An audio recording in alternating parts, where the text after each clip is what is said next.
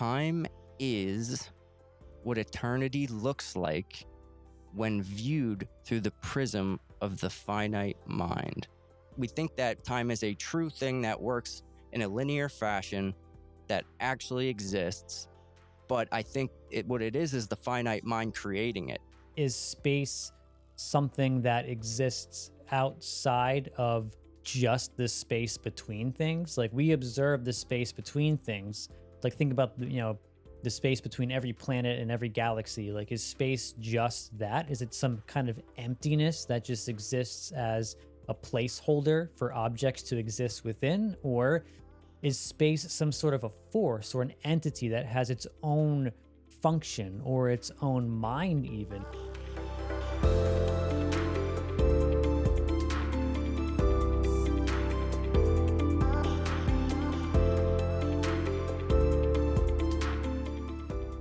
Hey everyone, welcome to Pursuit of Infinity.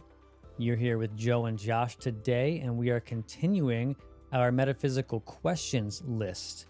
So we left off on number 20.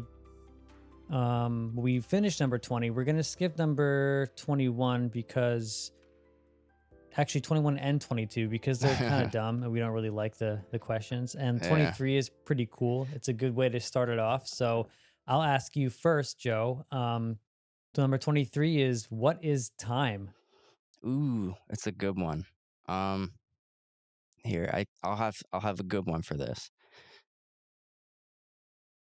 Time is what eternity looks like when viewed through the prism of the finite mind.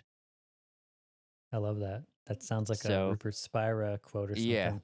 So it's what eternity looks like when you're a human being, basically. When you're in your standard separate self state, we create time, basically. I like that. So that prism that you speak of is sort of the senses by which we measure the passing of the thing we call time. Right? It's like you could say that our perceptions, like our sight, our body, um, creates space, and then our mind, our thoughts create time. Yeah, because time, I like when you say our thoughts create time because time can feel different depending on what stimulus is essentially being perceived by the body. Like I like the classic one where you can feel like in like an hour feels like 5 minutes if you're doing something that you enjoy, but if you put your hand on a hot stove for 30 seconds, it feels like an eternity. Yeah. So different perceptions of time, it almost just seems like time is defined by the perceiver and the stimuli that are being detected by the perceiver's senses. Yeah, and like you said, it's totally relative. I mean, and this is like exemplified on psychedelics especially. It's you can experience time in a way that's impossible. I mean, in a peak experience, you can kind of even watch it fall apart and have the experience of the eternal now, or just throughout the trip, you could have like, I know you've talked about this, that this has happened to you. I know it's happened to me. You'll have just this insane experience where it just feels like you've went through battle. You went through like an entire lifetime, and it was like 2 minutes. It just it doesn't compute. But your experience, it wasn't that it was just 2 minutes. It's like time is relative, like you said, to the perceiver. So to you, the experiencer in that moment, it wasn't what we call 2 minutes. It was, an experience that like transcended time. And I think also what's worth noting and what is interesting is that on a certain level, though, time is real because, you know, when you describe or when I talk about any psychedelic experience where I've gone through that, where, there was one time specifically that I remember that really sticks out where I look down at my phone because I like to, whenever I have a psychedelic experience, I like to put my timer on just because it just, for me, it's good to know at some points during the experience how long it's been, or, how long it's going to be until this stage or when it's over or whatever. And there was one time where it was 45 minutes in, and I looked down at the phone and I saw 45 minutes, and then I set it down. And I proceeded to have an experience of absolute eternity where it felt as if I had experienced like 1,000 years of time. I went into this timeless dimension where I was spiraling into insanity, and I was experiencing like the oneness of all things. And it was really, really quite profound. And I came out of that experience and I was like, wow. I was like, wow, that was really, really intense. It was so rough. And I was like, man, thank God that that was so long and this trip is almost over. And I looked down at my phone and it said 48 minutes. It It's was just begun. 3 minutes. And I thought, oh, I haven't even approached the end. I haven't even approached this, like the strongest point of this experience yet. And it was just incredible. So on that level, on the level of like the dimensionality of consciousness, or like whatever that might mean, however we want to describe that, time isn't anything. But, and this again, I this this list of questions seems to always do this, which is kind of a good thing. Like these questions sort of like blur together. So the number 24 is time real or is time an illusion? So I'll sort of work my way into that question, which is, yes, it is an illusion on the level of like the dimensionality of consciousness, like I said, or however you want to describe that. But it's also real because my phone was keeping track of the real time. There was 45 minutes to 48 minutes, and there is a truth to that linearity. Yeah, I would say, I mean, you could say it's real. I think time is real in the sense of, it's a construction. It's clearly real as something that we use as human beings. But it's not real in the sense that it doesn't, what you'd say, like physically exist. There's no experience of time ever, because time, it basically means that there's a past and a future. And you can try as hard as you want, but you can't step into the past or future. And no human being ever could. And let's say, even if they did, they would still be in the present now. So there's never, ever been an experience of time. There's only ever been the experience of now. So, based off of your experience, if you erase all of your constructions you have as a human being, everything that have been taught and conditioned to believe, time is something. Just imagine a world that time wasn't ever created, as a system. We would still have congruency in our experience, but you never actually experience time. I think it's just so deeply ingrained into us as human beings that we think that time is a true thing that works in a linear fashion that actually exists. But I think what it is the finite mind creating it. Like it's like Donald Hoffman, like the headset. We're wearing the human headset. One of the features of the headset is the appearance of time or the belief in time. It's time is only really a thought. It's not an experience. It's not something you can touch or, you know. So it's an appearance. Um, and interestingly enough, something that nobody ever talks about is that we experience a timelessness every night when we fall into deep sleep. When you fall into deep sleep, bye bye, there goes your separate self. There goes the finite mind. Nothing is there except you being, you peace. That's all that's there. And when the headset is removed, there is no time. That's why it's impossible. There's no objects. That's why when you wake up, it's like, oh, was that fast or short? It felt like a moment, but it wasn't a moment. It was just timelessness. And when the finite mind, let's say, is created upon waking up, when the activity of consciousness turns back into your mind, you try to remember into the past of that deep sleep, you can't remember because there's no objects in sleep. There's nothing that you can grasp onto. It's pure subjectivity, pure being. So there's nothing that time could possibly, time needs an objective metric to exist.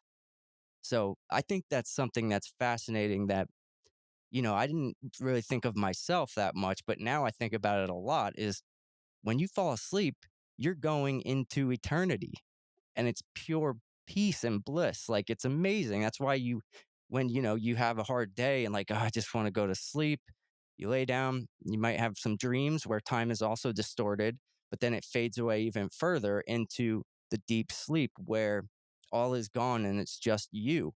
And really, see, that you are aware, you are there. It's just that when the finite mind is back in action, you can't grab onto it because there's nothing there to reference.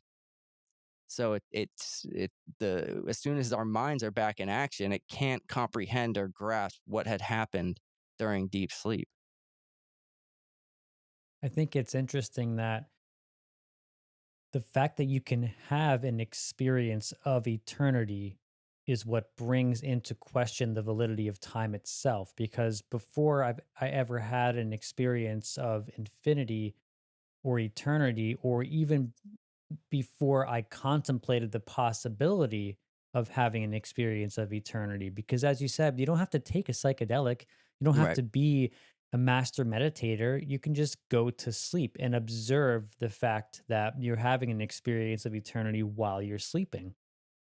And before I've ever thought deeply about that, I would have answered this question as 100% time is real. But now, when I think about it, again, this is one of these paradoxes. Time to me is an absolute paradox because, on one plane of existence, it is 100% real because it is measurable. I believe the physical plane of reality is real to a degree. But then, if you sort of allow your mind to think more deeply about what it means to be the physical plane and sort of the context in which it exists to begin with, then you can start to play with the idea that time is actually an illusion or that time is not real. But to me, like my answer to this question is always yes and no. It's one of those ultimate paradoxes. See, I think experience is king. It has to be. It has to be. You if it's not experienced, I say it is real in the sense of, let's say it's an illusion, because an illusion is real. So illusion is just something that it's not what it appears to be, but it's still real. Like we could say this is all an illusion to an extent, but it doesn't mean it's not real. It's just not what it appears to be. Um, so I think time, I would even probably go a little further than illusion and just say it doesn't exist other than a thought. Because any time, you, for time to exist, it just requires a present thought. So for past or future to exist at all it is the present thought. So you can't step into either. I don't think, and like I said, it's not like a linear line that moves forward. It's not like eternity. You know this as well. It's not like an ever expanding amount of time. It's just the eternal now. So it's like time is, it's very, I think, would be unique to this state, and it's just one mode of the headset that we put on. I think something interesting you said experience is king, right? And you can experience illusions. So I think of like a magic eye. When I've had the experience of being able to see a magic eye, like that to me, that's real. That is a real experience. I'm seeing whatever the shape is that it's supposed to be, that it's created as, and I'm in that situation. I am the experiencer of an illusion. Mm. So in the same way, in everyday waking life, all the time, we are experiencing the illusion of time. So in that sense, it is an illusion, but it is also real. but I don't think we are. I mean, well, this is the thing. When I say time, time it's basically the space in between two events. Between But there are no separate events. There's only now. So it's like, how many nows have you experienced in your whole life? There's only been one now. So we've only ever experienced one now.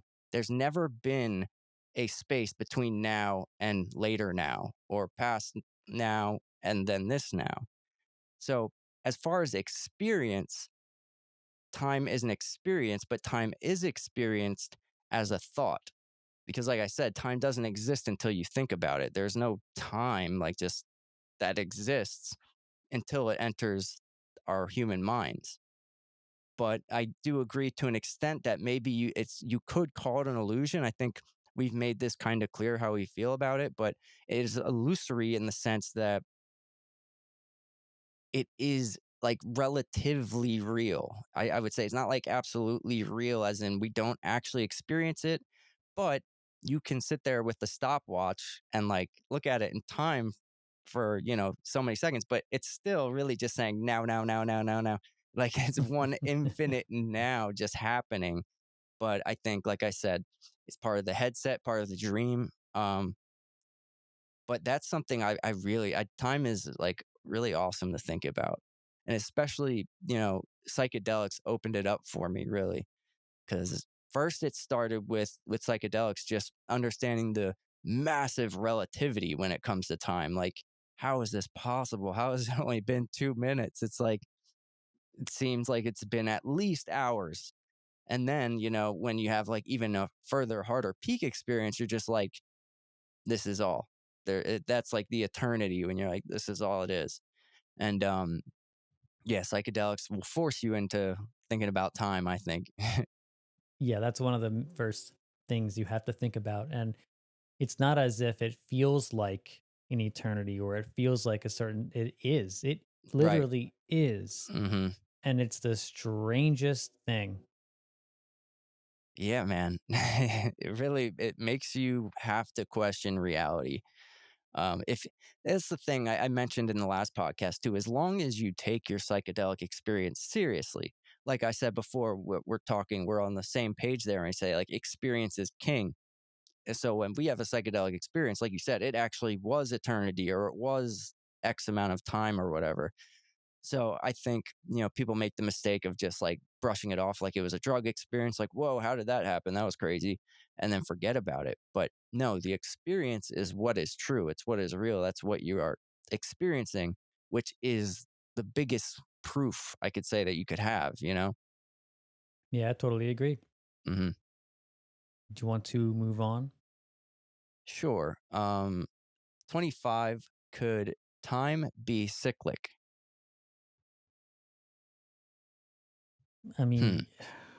mean, that's an interesting one. I mean, it depends on in which way you're measuring it because so cyclic means it works within a cycle.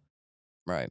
So if you look at day to day, month to month, week to week, if we're assuming here that time is real because Let's this assume it. question's Yeah. yeah, let's assume it. Right. We'll talk about on the physical plane. Then I think it has to be cyclic because it is based on the sun and the sun Right. is like the literal definition of cyclic, right? Right. That's fascinating just to think about that, how our time is based on our solar system. It's like we just follow objects and it creates our time. But yeah, it's cyclic, even in the sense like what I thought of immediately was, the theorized cycles of humanity through time, like that there's cataclysms every, 12,000 years or whatever the cycle is.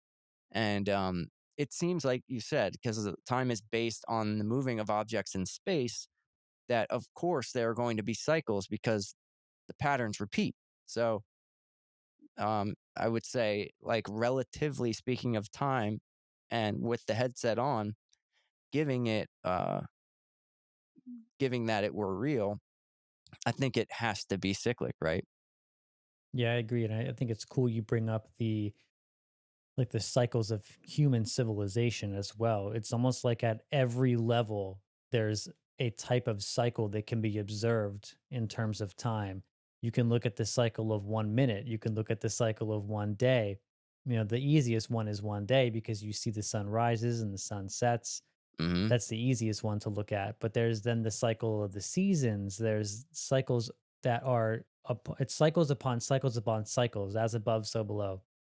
And then the cycles of the objects within time, like everything is in that cycle of time. Like a butterfly has its own cycle, or like all different animals, like even if you take them as a collective, like there's a species, I think, of rabbit that was put into, I think it was Australia. I might be getting some of this wrong, but the basic idea is true. It was like an invasive species that was placed in this region. I believe it was Australia, and they would go through this cycle that they would like all die off like every 7 years. And then they would, there'd be like a couple left, and then would build back up. And then after 7 years, they'd all die off again. It's just fascinating that everything has its own cycles. Yeah, and like each individual's cycle, if you look at a species, like each individual species cycle is dependent upon a larger cycle that impacts its cycle. And then that Right. cycle, it depends on, because even if you look at the sun's cycle is dependent upon, the galaxy's cycle.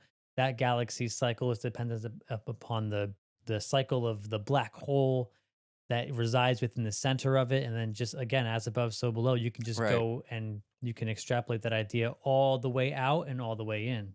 Yeah, that's what I was thinking too. And you go into the human body, even, everything is working cyclic in the human body, from our cells to everything, just to get our organs working, the whole body. Yeah. It's Yeah, pretty fascinating to think about. it is. It's really quite amazing. Okay, number 26. Can there be time without change?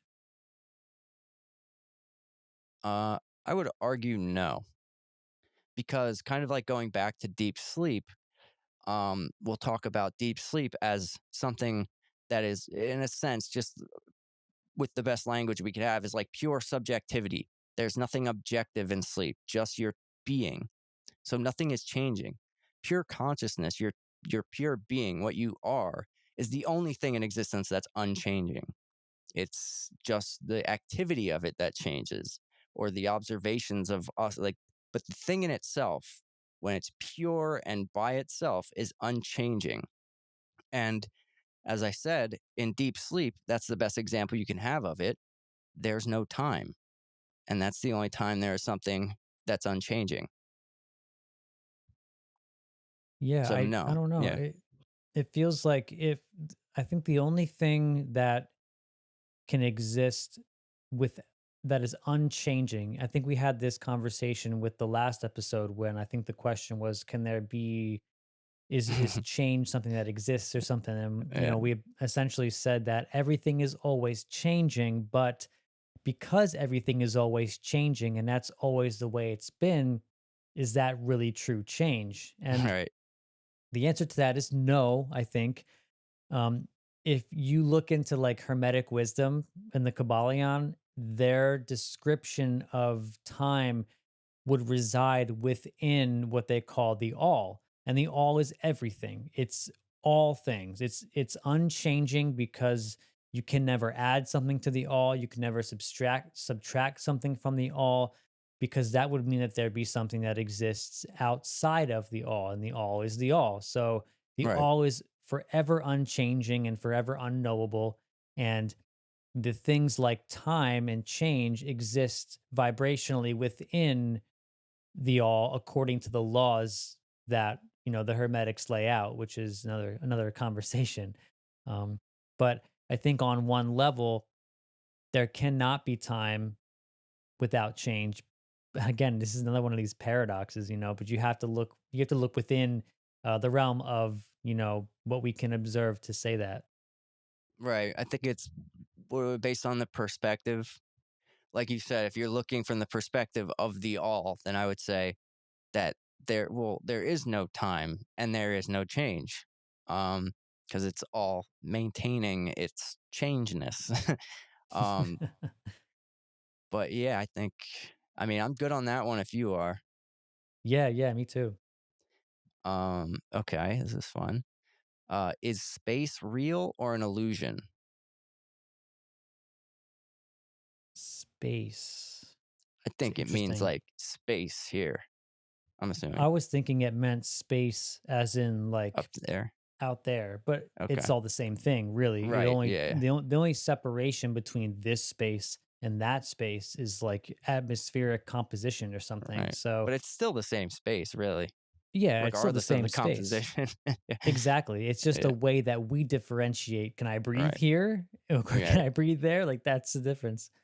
Um, Space. I think that on the physical plane, space must be real because it is the way that we differentiate between physical objects. So, again, one of these paradoxes where, um, if we're going to talk about this physical plane that we exist on and that our five senses sort of help us navigate through, then space is for sure real because if objects are real, then space must be real. But as you had said prior to this on one of the other questions, you said no objects are real either.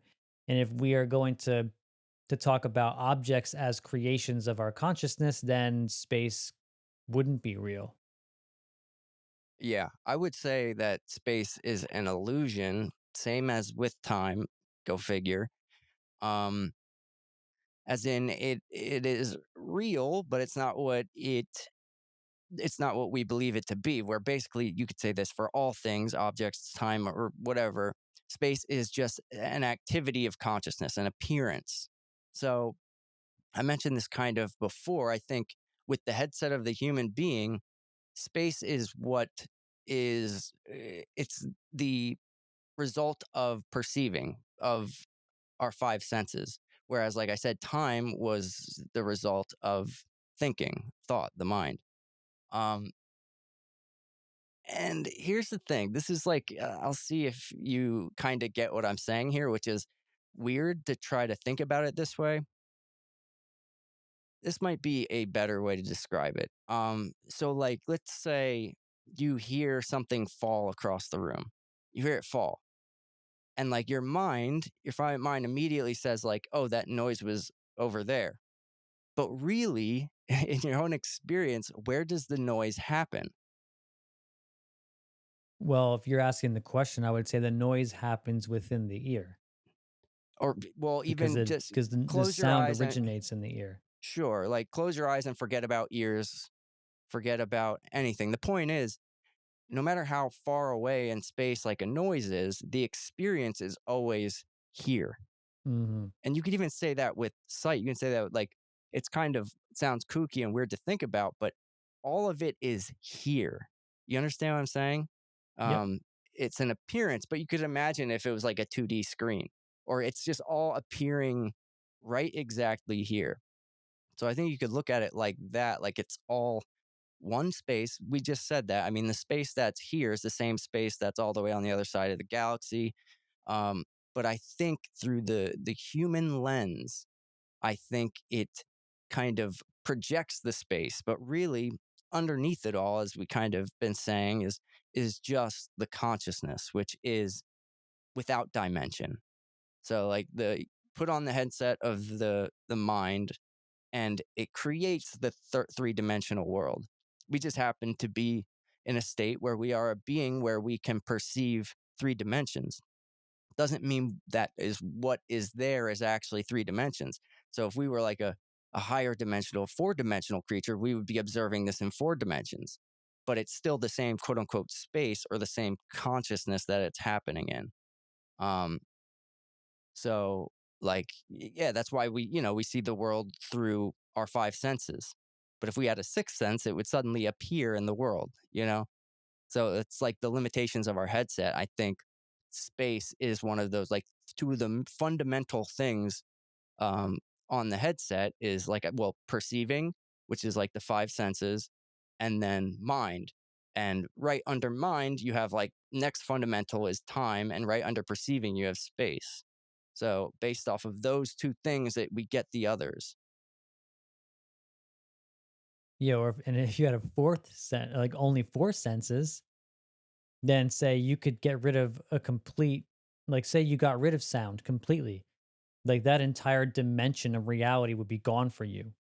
Yeah. So you can think of it as adding a sense, or you could think of it as taking away a sense, and you can sort of get to the same conclusion both ways. Right, like, if we didn't have hearing or if we couldn't if there took away our hearing, there would be no sound. We would be, like, with our scientific instruments, like, viewing, like, the vibrations happening, and we're like, "What is that? What is the effect?" We'd still be able to view the vibration with our scientific instruments or even feel the vibration, but it wouldn't exist in the world. Our world would be soundless. And see, as like a materialist, that's what we do. We project that onto reality, onto the world. So we think the world is that way rather than just the way that our mind, you know, experiences it. Yeah, that's a good point. And we put ourselves in a box, and the sides of that box are the perceptions and our senses that we do have.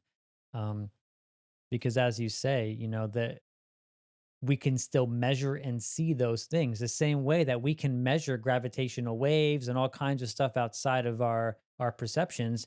We have been able to, through our intellect, create tools that allow us to detect things that are outside of our dimensional reality, what we consider to be physical reality based off of our senses. And that, to me, sort of implicates the fact that it's possible that there could be a sixth sense out there that we just don't really have the power to, or maybe we just don't have the biology Right. to achieve.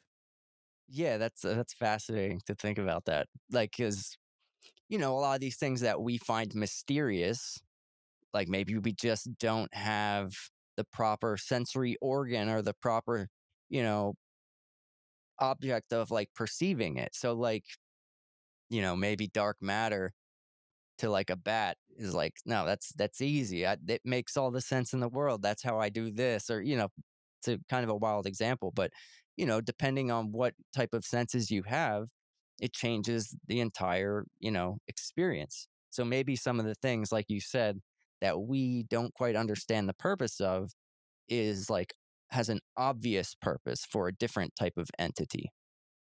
Yeah, because I mean, you can just look no further than the dogmas within each scientific paradigm. They'll tell you that their particular piece of science is king.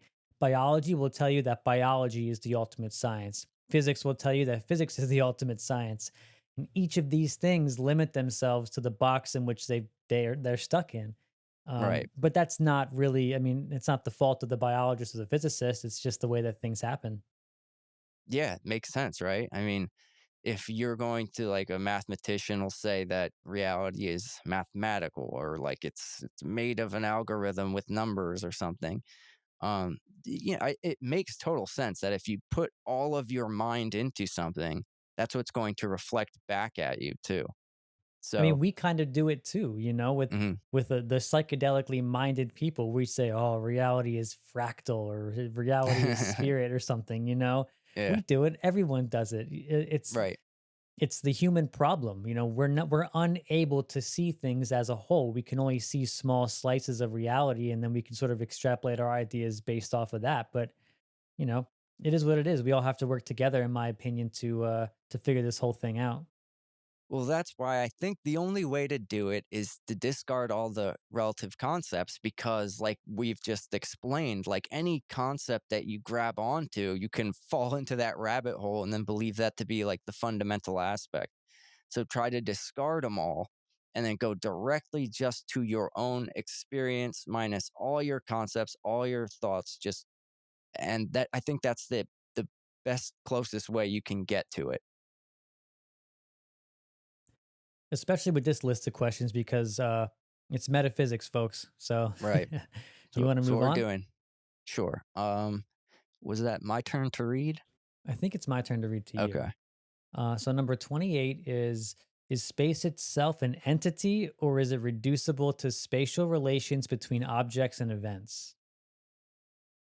Okay. Well, I think this is kind of maybe what we were talking about where it's not reducible. So like given that space is real, I might correct me if maybe I'm giving a different angle to this, but space is one totality. I mean, there's no, you can't reduce it into pieces. The same space that I'm in is the same space that surrounds Pluto, or, um, yeah, there's no like, you can't reduce the space. I mean, we see walls, but that doesn't change the space. The space has to be one for there to be walls within that space. You know what I mean? The wall doesn't get rid of the space. The wall is after the space. It's placed inside the one space. Is that what, I don't know if that's what it was really asking, but I mean, it's an interesting question. So to me, space can be an entity, but it can also be reducible to spatial relations between objects and events. I think what it's saying is like, is space something that exists outside of just the space between things? Like we observe the space between things.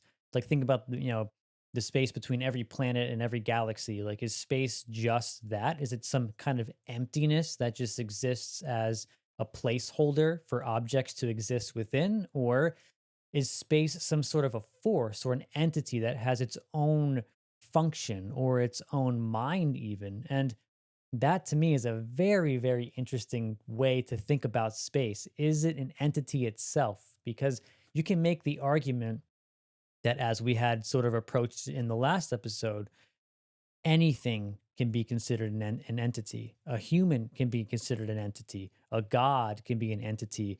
A business can be an entity. A conglomerate of people. Anything can be considered an entity. So the I think sun. that the sun, yeah, I mean, I think space is both. I think space is an entity by way of its function within the totality of what this reality is, but I think it's also reducible to spatial relations because that's the way that it manifests itself within the physical reality. Like its function manifests itself as the space between things, holding things into place.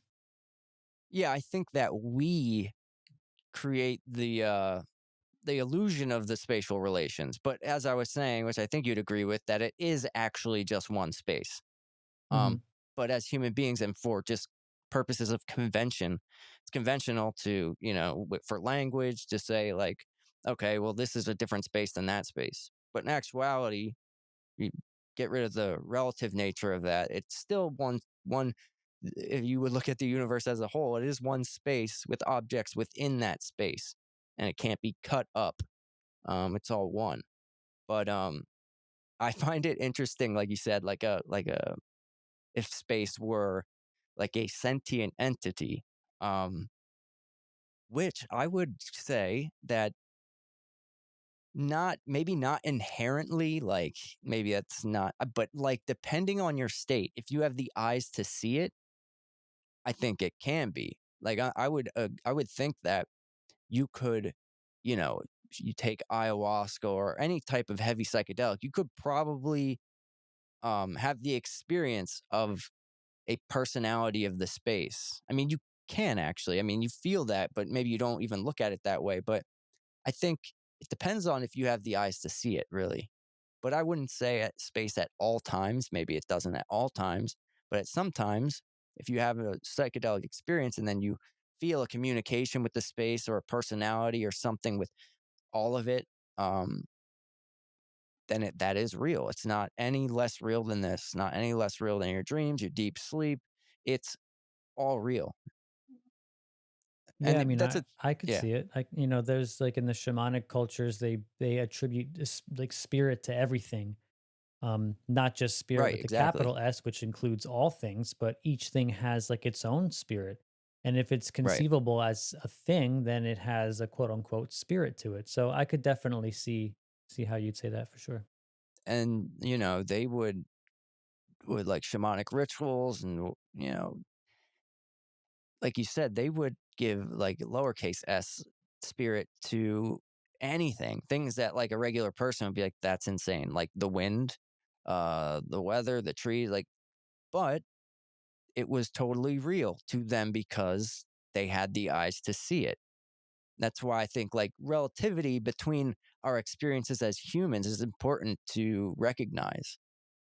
especially when you're trying to like connect with somebody, to recognize that what is real to them isn't often just a wacky thought. It might not be that they're misled. It just might be that they have the eyes to see it and you don't. I like that. Figuratively when I say that, yeah. Yeah, I like that. You good with that one? Yeah, I'm good with that one. Okay. 29. What are the laws of nature? Hmm. What are laws of nature? Oh, what are So laws of nature? what are they in general? Sorry, it's really small. Try and read it. Laws of nature are the set ways in which life survives, really. Um, we want to talk about nature as in the nature of the biosphere. That's the way Right. That's what because you I'm could say, oh, the nature of reality, the nature of anything. But what I'm sort of gearing my answer toward is nature as in, this. this, the Yeah. natural world, the Right. biosphere. And to me, yeah, I mean, the laws of nature on a a broad scale are simply the ways in which, and these are set ways in which life survives. I agree. I would also say laws of nature are things that cannot be changed or manipulated by a finite mind, by like an entity. It is something that transcends our free will, our need to try to, like we say, gravity, stuff like that. But it's interesting because, what if, because a lot of things that we think are laws of nature, I guess it still would be. I was going to say, like, if we develop some technology that can alter gravity, it still maintains as a law of nature. So maybe let me change. You can manipulate the laws, but they are still content or constants without your manipulation at hand. So, you know, for Earth, like rain is a law of nature. There's a lot of things that happen on this planet that I consider laws of the planet, that it's just a natural thing that happens. And but we might be able to manipulate some of that stuff. Like we can seed clouds and do stuff like that, but it's still a law of nature. So even if we were to manipulate gravity, the gravity is still a law. It's what is at hand without our manipulation, maybe. Yeah, I'll sort of discuss this too on as another hermetic um, rule as well. The hermeticists teach that like the law are, as you said, like the things that govern the entities within reality, but Right. it's you can manipulate and use the law so that the law isn't ruling you necessarily. You're not an effect of the cause of the law.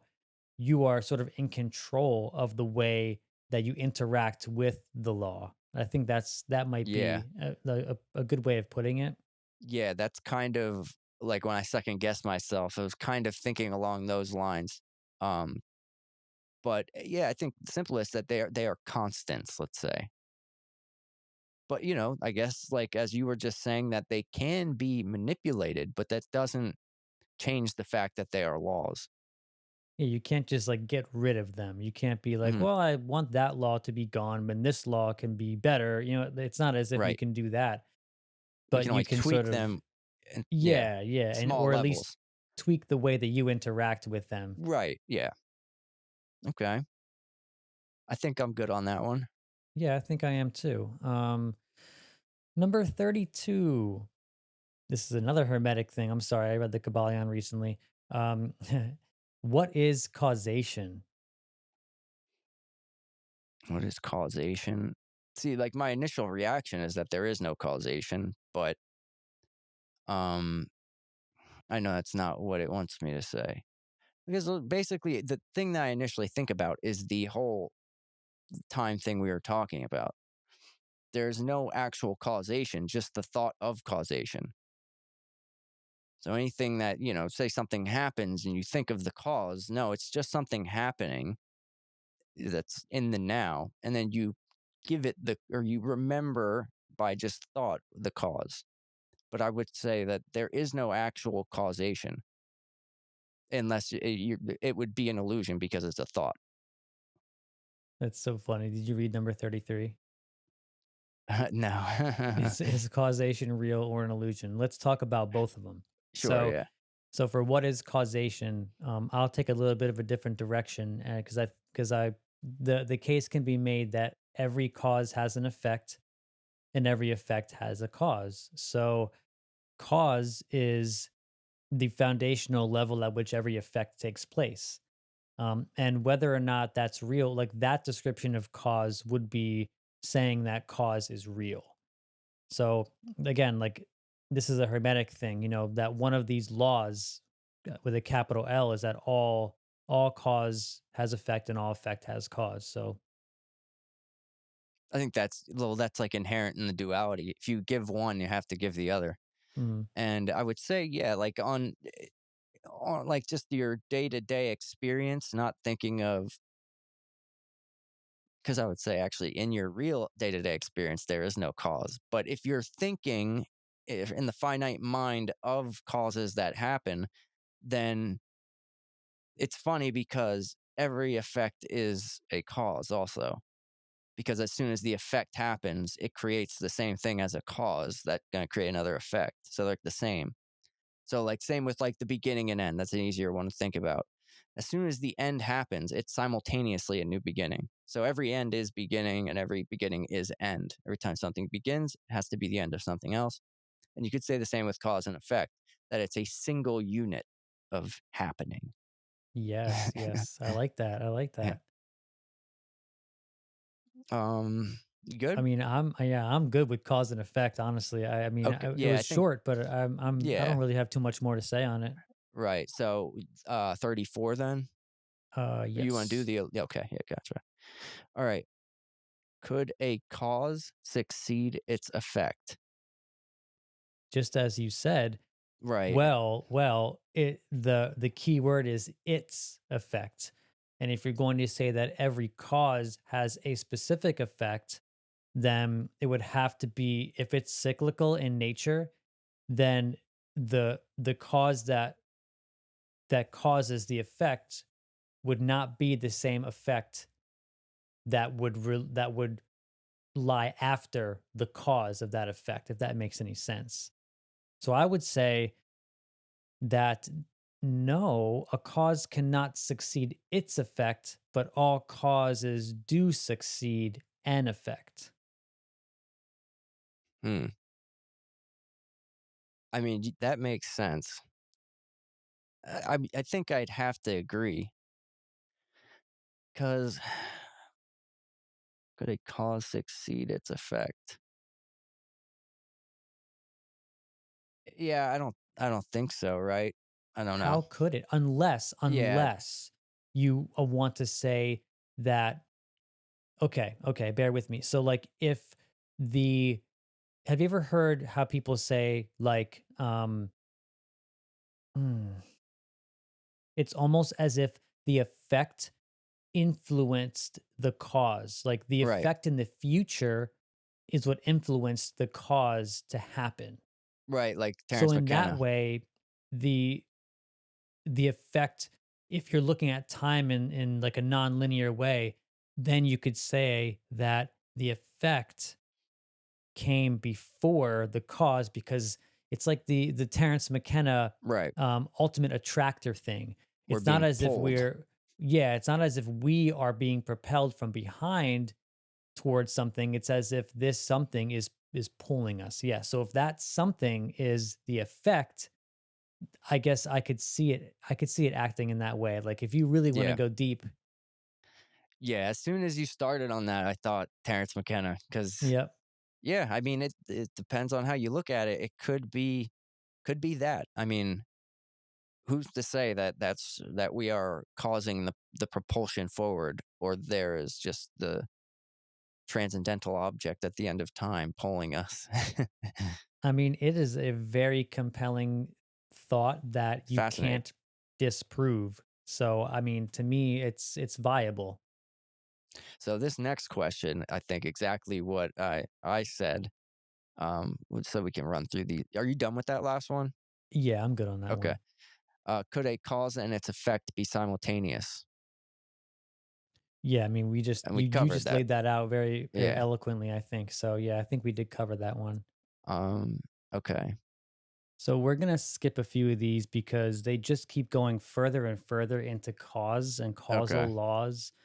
So I mean, we've already pretty much beaten cause to its core here. So I'll ask you. We're gonna skip down to number 38, which is the world a deterministic one? Oh, man, this is a hard question. Because every ounce of like my being and experience wants to say that no, that it's free will. But I kind of think it actually is deterministic in a way. I think it's almost like a little bit of a paradox because all that exists is by nature willed to an unknown effect, I'd say. So existence is willed, but it is like as a human, as a finite mind, it let's say it's one illusory whole that is working in conjunction. So it's deterministic as in the fact that it's all exactly how it has to be in the moment, but it's not deterministic in a way that says we know the end already. It's moving to X.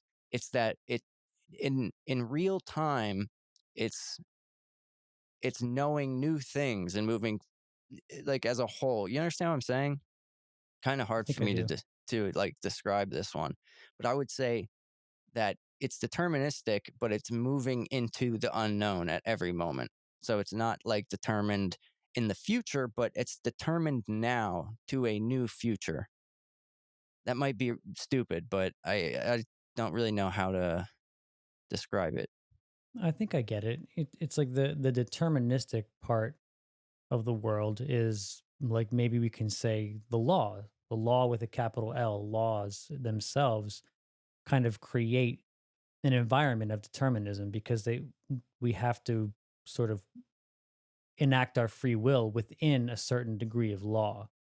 But as you said, it's not as if the future is determined. I don't Right, like that notion because I just don't think it's right. It doesn't feel real. It feels like a cop out, like I know the Sam Harris argument is that, am I picking up the glass of water because I'm choosing to drink it, or am I picking it up because I'm thirsty? And right, I think it's both because, of course, like my thirst exists within the box of determinism of like those laws, but I can also choose to lift it up and drink it when I'm not thirsty. right. It's like that person. Have you ever heard of the back when the Nintendo Wii came out?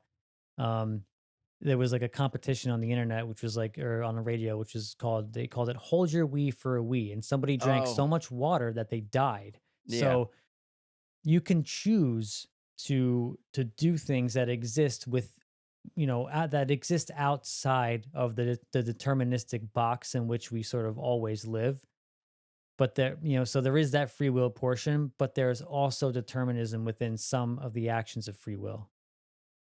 yeah. I mean, because yeah, the way I was looking at it as just reality as a whole with everything, because it's easy.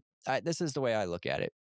When I think of just like as a human being, as an ego self, it's just way too hard to think about it objectively in a sense because I immediately think, of course not, I choose everything I do. But then if I zoom out and look at, try to step outside myself as a human being or just like disassociate and look at the whole thing as one, one solid piece, it seems like everything is it's connected. So it's like it's moving as one regardless of one little person's thoughts or feelings. Like maybe their little actions feel like it's their free will, this or that. But looking at it from above, I think that in a sense you could say it's determined, but the future is not determined. That's what I was like trying to say. It's still can't get it out too well, but that's my view on it. Yeah, and I think I agree with that. Um, you ready for the next one? Yeah. What are persisting substances? Are they bundles of properties or properties plus substratum or dot dot dot? What are persisting substances? Well, if you think of any substance, it seems that no substance persists without some sort of substratum, right? Um, Whether or not they're bundles of properties, I don't really consider substances to be bundles of properties. I think that substances exist within properties because certain substances, like a substrate, would have to have certain properties in order for a substance to arise from it. So I think they're intricately related. Um, but I do think that it's like this. It's like another way of saying cause and effect, Yeah. and but when you're bringing when you're bringing substratum and substances into it, you are literally bringing it to the physical world. So in that way, there must be a substratum for any substance to exist. I think they're completely connected and they exist within whatever bundles of properties relate to the way that um, they grow, or the way that they come into existence. Yeah, I don't think just bundles of properties because I think properties are assigned in a sense. Um, it doesn't, a property that we assign to something doesn't have to be inherent within it. Um, yeah, I think it's like up to the perceiver in that sense. Um, it's like the easy thing to say is that what are persisting substances? They're just activities of consciousness. That's what I'd say they actually are. That any substance is actually like the knowing of it shining at you. Yeah, I like that. For some reason, my mind went directly, maybe it's because of the word substratum. My mind went directly to thinking about plants and how plants grow. And in Oh order yeah, for like the substratum to grow the plant, there has to be a certain bundle of properties that exist within like um the organization or sequence of the plant growing. You know what I mean? That's the way that I took this question. It's that kind of a makes strange sense. one. Because yeah, I didn't really know what it's trying to get at, but that makes sense. And in that sense, yeah, I agree exactly with what you said. But yeah, a little bit of a weird question to me. I don't know. Yeah, I'm good on that one. You want to move on to 40? What constitutes identity over time? Okay, identity over time. So what Okay, I'm saying this is sort of meaning is not identity on top of time, like right, identity greater than time.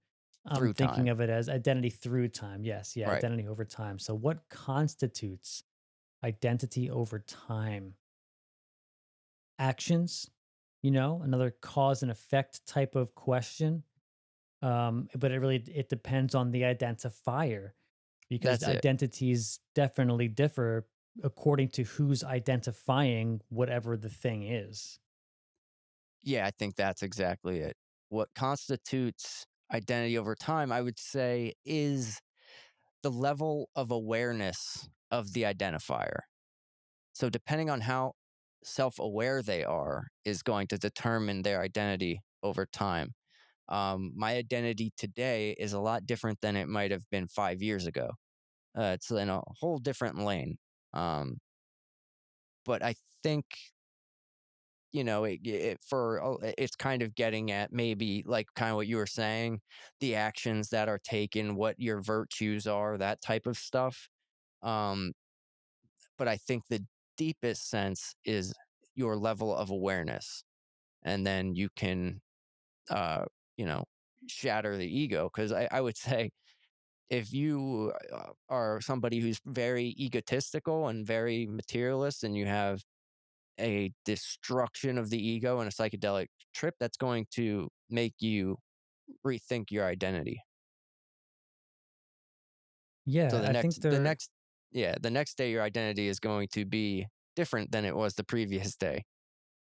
yeah, and like in terms of the awareness of the identifier, I think there are just two major things that can change the awareness of the identifier, and that is the identifier changing its own awareness, and then the thing it's identifying changing the identity of or the awareness of the identifier.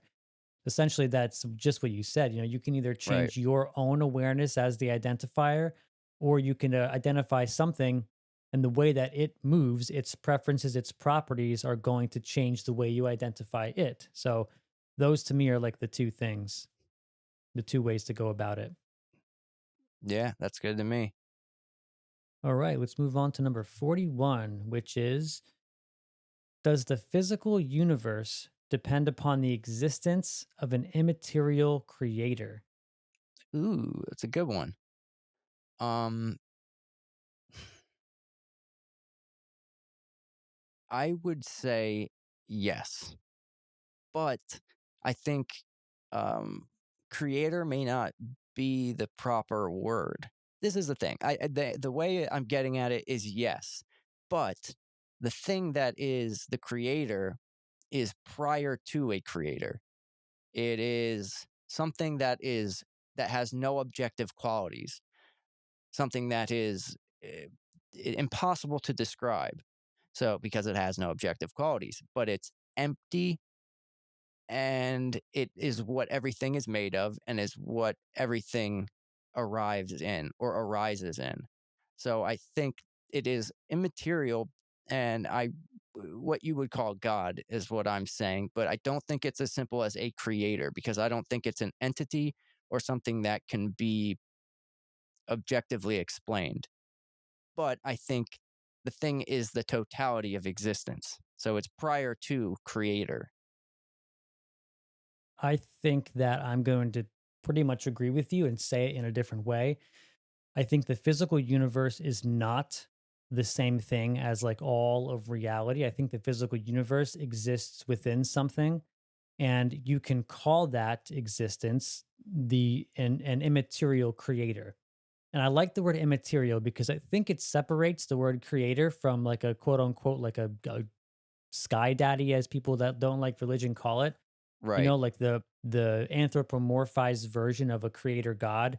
I think the Yeah. word immaterial separates creator from that notion. So I think the physical universe absolutely must depend on the existence of something that's outside of it, because I do not feel like the physical universe is all of what reality is. Yeah. And I think you're right. Like the immaterial part is kind of, I think, lending a hand to what I was trying to say. Yep. Um, because it's not like an entity. But yeah, I think that not only does it have to, I kind of what you just said, that it is the creator of it, but it is that which everything is also within. And the physical universe is just one flavor of what could be done. I mean, just our headset alone, just the human experience. I think, there can be all different kinds of universes. I mean, when you go to the DMT realm, is that a physical universe? Would you consider that a physical universe? That's a really good question. I think Right, that's being researched as we speak. right. And that's the thing. Depending, are any of them actually physical? Or with the headset, do we just experience physicality because we experience thoughts, perceptions, and sensations? If I we don't didn't really have, think the answer to this question changes if the DMT realm is or isn't a no, physical universe. I it think it's doesn't. still the same. Any Yeah, universe, I think, needs to uh like depend upon the existence of this quote unquote immaterial creator. in order for a universe to exist, there has to be the awareness of it. If there's no, the awareness of awareness is the creator, is I guess you could say. But yeah, if there's no consciousness, there's nothing to say it's there, you know? It's not like there's just material living on its own outside of any type of observer. And it's not like a physical universe can exist outside of some kind of container. I mean, container is a bad word for it Right. because it's a physical word and it sort of has that connotation of material world, but container is the only word I can really come up with like that would be able to house the physical universe, because the physical universe just it's not everything. It just isn't. I mean, just science is discovering this. Ancient wisdom has known this for thousands of years. The universe is Hmm. not the whole thing. And I think you could, like I was saying, you can't describe this thing. And like you said, container, I'd say the best way you could describe that container is totally non objective. You could kind of, this is the way I kind of think of it. Think of uh, when you were in deep sleep, which is the finite mind cannot actually go there, but just pure being. And then all like the physical universe is just that empty being colored with activity. I love that. And that empty being is what this is kind of referring to as an immaterial creator, I guess. See, that's an interesting way to look at it, because you're almost looking at it as if like the immaterial creator is the perceiver, or Yeah. the thing that is interacting with consciousness, as opposed to like some sort of something that exists physically outside of what we call Right. like space. Yeah, I would say the immaterial creator is awareness. It is that's why everything you see, the most primary thing about anything you see is the knowing of it shining back at you. That's like if you are awareness, you are self-luminous in the fact that you are awareness but are also self-aware by nature. And then you kind of reflect onto everything your knowingness, and then knowingness bounces back at you. So it's all just awareness. But the empty awareness during sleep is existence before the coloring of that the finite mind gives us with like a physical existence. Yeah, I love that perspective. I really do. Well, I think that we can call it for today. I think the next time we have an episode where we go through these questions, we will be able to finish this list.